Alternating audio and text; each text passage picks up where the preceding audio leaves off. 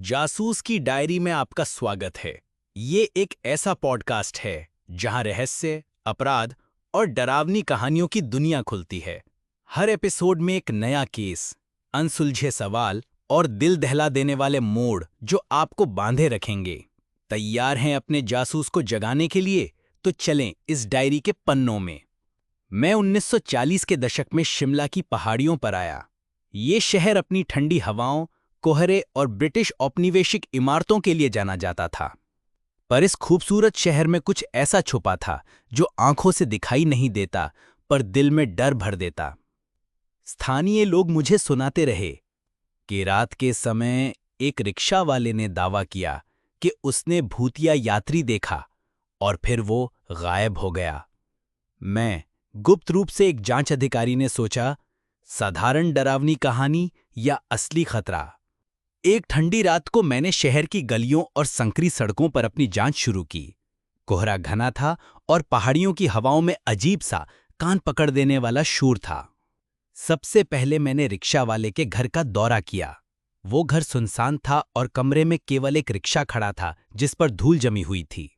उसके छोटे नोटबुक में कुछ अजीब संकेत थे, रिक्शा रूट्स, समय और रात के अजीब आवाजों के विवरण। मैंने गुप्त रूप से उसी रात को उसी रूट पर छुपकर देखा। अचानक मुझे एक हल्की रोशनी दिखाई दी। रिक्शा बिना कोई धक्का दिए आगे बढ़ रहा था और पीछे से एक धुंधली परछाई, जैसे कोई भूत यात्री बैठा हो। मैंने धीरे धीरे उसका पीछा किया और पाया कि ये रुककर एक पुराने ब्रिटिश अधिकारी के घर के पास रुक गया।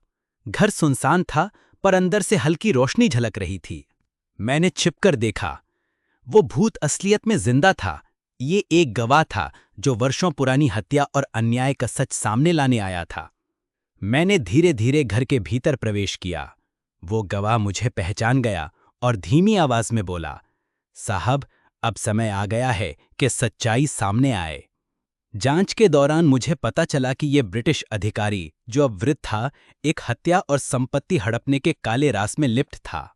उसने वर्षों पहले एक स्थानीय व्यापारी की हत्या कर दी थी और सबूत मिटा दिए थे।